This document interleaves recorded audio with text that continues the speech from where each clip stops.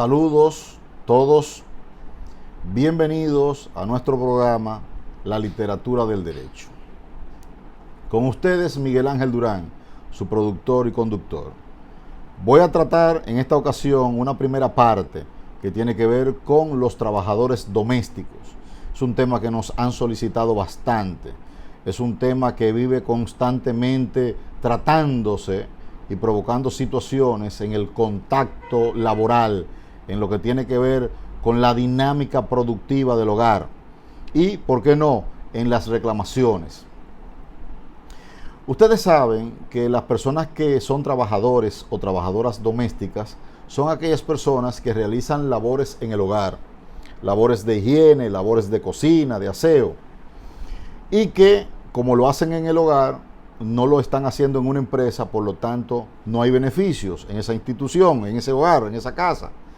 En consecuencia, los derechos, económicamente hablando, de los trabajadores domésticos, están limitados a lo que son vacaciones, a lo que son salario de Navidad, a lo que es su descanso semanal, a una jornada de 44 horas semanales, pero también disfrutando del descanso de 36 horas, de acuerdo a cómo se programe entre trabajador doméstico, trabajadora doméstica y el empleador o propietario, porque hay una jornada a veces en el día que no está contemplada propiamente en la ley, que va a depender de lo que traten ambos, puesto que hay una situación.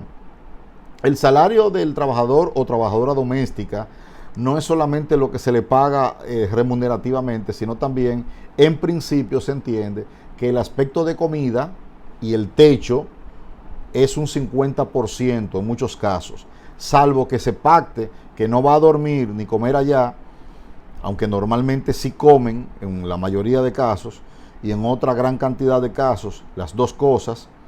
En principio, la ley lo que dispone es que el 50% del salario del doméstico se paga con techo y con comida. Es decir, es un doméstico que va a estar ahí en el hogar, al servicio de ese hogar, va a permanecer ahí por asuntos de comodidad, para estar al servicio de los propietarios del hogar, de la familia a la cual le presta el trabajo, y disponible en horas a veces que varían, que difieren.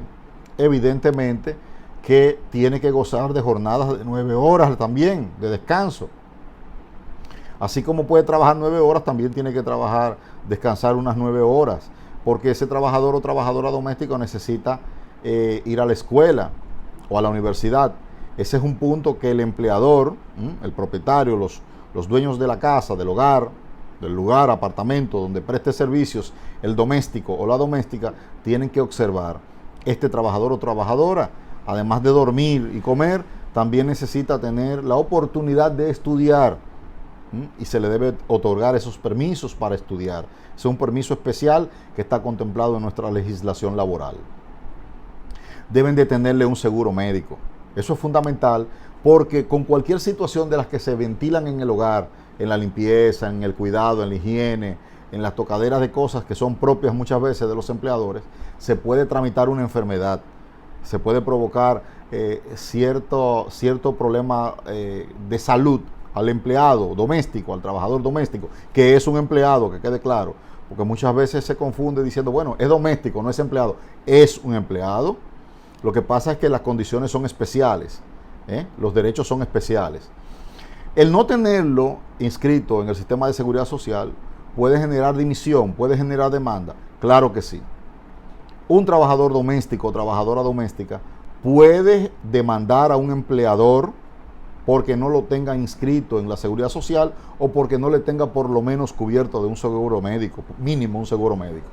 Entonces, cuando usted vaya a contratar un doméstico, una doméstica, tenga pendiente que tiene que tener condiciones, tiene que habilitarle el espacio para que esa persona se guarezca de manera digna. Usted tiene a un ser humano ahí, usted tiene a una persona que merece por dignidad un trato, quizás no el mismo suyo, pero en condiciones dignas, en condiciones de respeto, que se respete su intimidad, su integridad, su trabajo, que no se le maltrate, que no se vea como un esclavo o esclava. Es una persona que da un servicio. Un conserje, porque a veces hay conserjes que realizan labores también de limpieza. Cuando la persona está al servicio, por ejemplo, de una empresa y le llaman conserje, pero nótese algo, esa persona limpia en esa empresa, hace café, hace otras cosas, limpia baños, etcétera. Pero además también muchas veces vigila la entrada, salida de personas y otras cosas más. Da mantenimiento, a veces son más varones masculinos, dan mantenimiento, contratan situaciones, porque hay una variable de conserje. Pero también realizan actividades de carácter de aseo, de higiene. Entonces, en ese caso no es un trabajador doméstico, porque cuando lo realiza para una empresa hay un lucro. La empresa produce beneficios de una forma u otra. Ese trabajo de ese doméstico en esa empresa genera beneficios y en consecuencia ya no le vas a dar vacaciones y salario de Navidad como se lo das cuando trabaja en el hogar. Aquí hay que entender que es un trabajador con condiciones ordinarias, igual que cualquier otro. Llámese darle sus prestaciones laborales, preaviso, auxilio de cesantía y todos los demás derechos que conocemos, para que estemos claros sobre eso. El trabajador doméstico te puede demandar, te puede reclamar si tú le violas sus derechos, si no le das su descanso semanal, si no le pagas sus horas extras, puede dimitir. Si tú no le otorgas sus vacaciones, te puede dimitir. Si no le pagas el salario conforme a la escala mínima, por lo menos, al salario digno, porque si no lo tienes bajo techo y si no le tienes tampoco ningún seguro médico y si le violas cualquiera de sus derechos, como digno empleado, en consecuencia, él tiene la salida de demandarte, de reclamarte. Por lo tanto, procura cumplir con el trabajador doméstico, porque es una persona de confianza en tu hogar, es una persona en la cual se debe depositar confianza y se debe cumplir con estos de una forma digna, porque en manos de ellos está muchas veces la seguridad de nuestra familia. Hay un asunto que me preocupa cuando se esté aplicando completamente el convenio de la OIT, el convenio 189 del año 2011 de la Organización Internacional del Trabajo. Y es que nosotros tenemos una constitución que tiene muchos derechos fundamentales. Y por ejemplo, si usted tiene un trabajador doméstico y lo quiere igualar a un trabajador ordinario, usted va a tener que permitir en algún momento que un inspector de trabajo visite el hogar. Cuando se requiera que el trabajador doméstico o el empleador del hogar quiera que se investigue alguna situación de las condiciones de un trabajador doméstico, este tendría que ir, inspector de trabajo me refiero, tendría que ir al trabajo, al lugar de trabajo, para verificar y comprobar ciertas situaciones.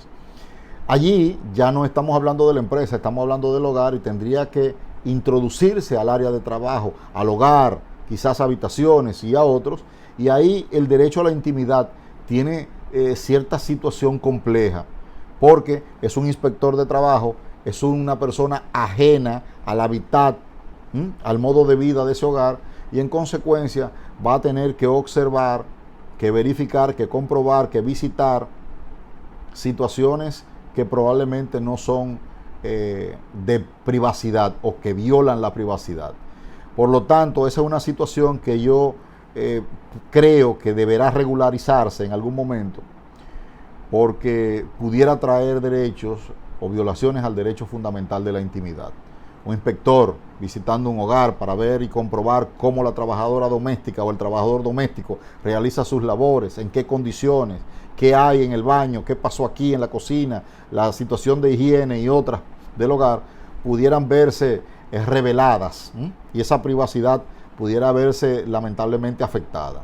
Por lo tanto, llamo la atención a las autoridades para que observen ese punto, que es un derecho evidentemente porque una parte afectada, y estamos hablando de un contrato de trabajo, pero de doméstico, pero es un contrato de trabajo, y cuando hay un contrato de trabajo hay entonces que cuidar lo que tiene que ver con las personas que se encargan de supervisar en qué condiciones se realizan esas labores y dónde se realizan esas labores, como los inspectores de trabajo, para rendir un informe de si se le paga, si no se le paga, si se le cumple, en todo lo que tiene que ver con esa relación.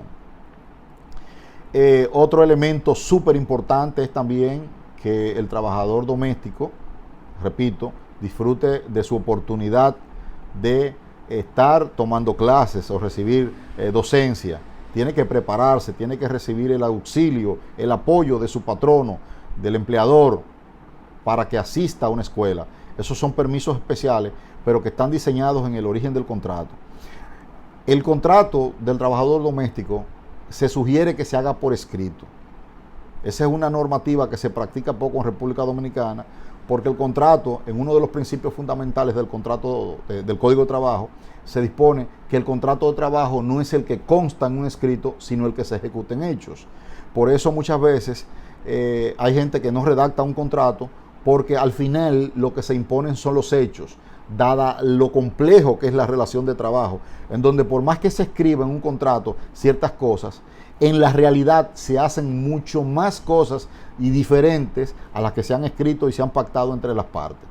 Ahora bien, como el contrato de los domésticos es un contrato especial, es un trabajo especial, se requiere y se recomienda, y la OIT así lo entendió en una de sus resoluciones, de sus artículos, debe ser por escrito, estableciendo los nombres de las partes, los domicilios de las partes, el tipo de trabajo que va a desempeñar, el lugar donde lo va a desempeñar, los beneficios que va a recibir, etc. Esta fue nuestra entrega en esta primera parte de lo que son los trabajadores domésticos.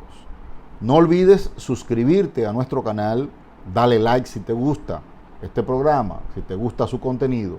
Haz las críticas constructivas que desees, porque nuestro objetivo es educar, es formar y aportar de manera positiva al fortalecimiento, al desarrollo de nuestra sociedad con el conocimiento jurídico. Muchas gracias, bendiciones.